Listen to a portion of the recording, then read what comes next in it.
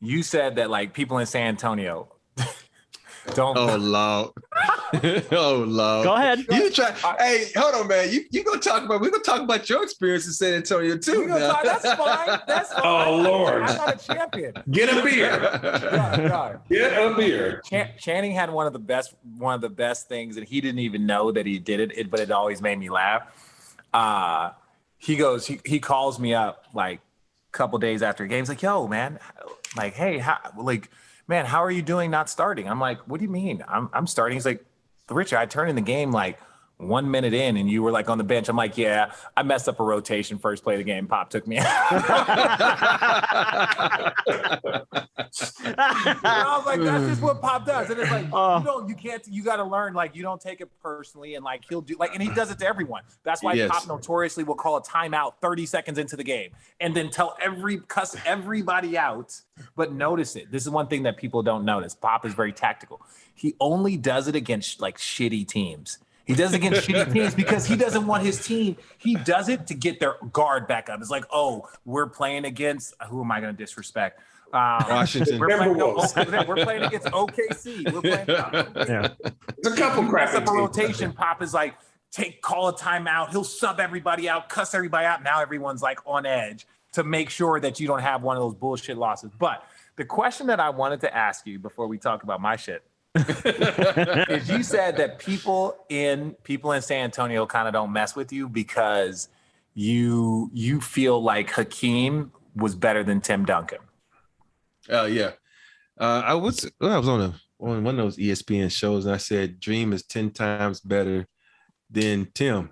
Boy, I think they set the damn Spurs arena. They probably set my house on fire, man. They could have found my house, man. That's Houston versus San Antonio. Here's the thing: is like people, Tim is a god in San Antonio. Tim, Manu, and Tony. Those three are gods there. And for me to say that, but first of all, it's just my opinion. And I thought that at the time, I'm like, Dream was better than Tim. And people get mad at me for saying that. I'm like, oh, you got to understand. I grew up Olajuwon fan. I watched him grow. I played with him. I played with Tim. Tim is a hell of a player. People acting like I said that Tim sucks. Tim sucked. I'm like, he just sucked. He's like worse than Brad Kenny Sellers Fry. or whatever it was. Yeah. Oh, wow. What a name.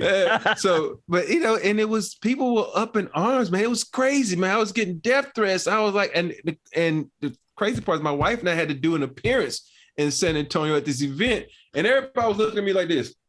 Oh. And I'm like, I'm gonna explain to you guys. I says, so if I sat up here, I want to hear the explanation, because this is what sometimes like everyone gets the clickbait, the bites. They don't listen to the interview. They don't listen. They never gonna listen to the full thing. Yeah, never. I played with both these guys, and I understand that work ethic that each guy had to go through to get to where they are. And I just felt like, for me, watching these guys, Dream was amazing. You never see anybody. Tell me what player has ever called up Tim and said, yo, man, show me how to shoot a bank shot. Show me your footwork. Show me whatever Tim does good. Nobody. Every dude in the league that's like LeBron, Kobe has gone to Dream. So, yo, man, show me your footwork. Show me what you do. And if Dream would be playing in this day and age right now, there'd be no question his greatness. He'd be talking about, man, he might be the best player ever. He might be the second best player, because what he was able to do on the court, he could handle.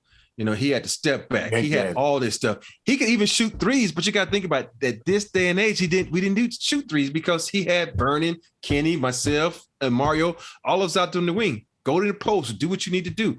And for me to watch these guys day in and day out, I'm like, hey, it's no question about it. Dream is the best center I ever played with. Shaq is second, and then, Tim Duncan. And people get mad because that's my opinion. That's a hell of a list. And it's the thing is, people just said I just called Tim Duncan a bum. That's how they look at it. No, Tim is the third greatest player I ever played with, a fourth greatest player I played with. But you guys think, look who I play with. I'm even I hate to say this, but I'm putting Tim in front of Clyde, and I love Clyde.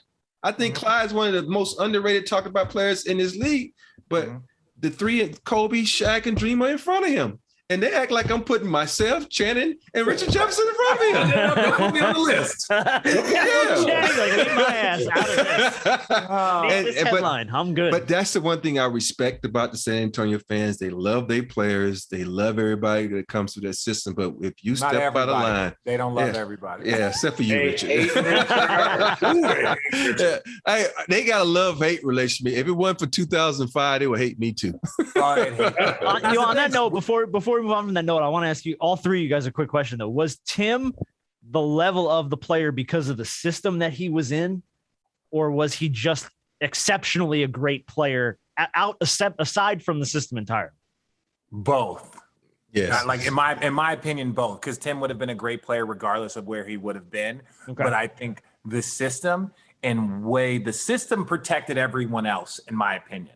The system protected the Tonys, the Manus, the Bruces, the Averys, the guys that like, hey, Tim and David are going to do this. They're going to block everything. They're going to call everything on time. Pop is going to be the disciplinarian. So there was less players having to discipline each other because Pop was a fucking dictator. And so to me, I just thought that like Tim, I see that. Like Tim was everything, dude. Like even when I got there and he was on like half a knee, and was like, he was still just a full-on monster, blocking shots. Like his hands, probably the best hands that I ever saw in a big man, without a doubt, like that I played with.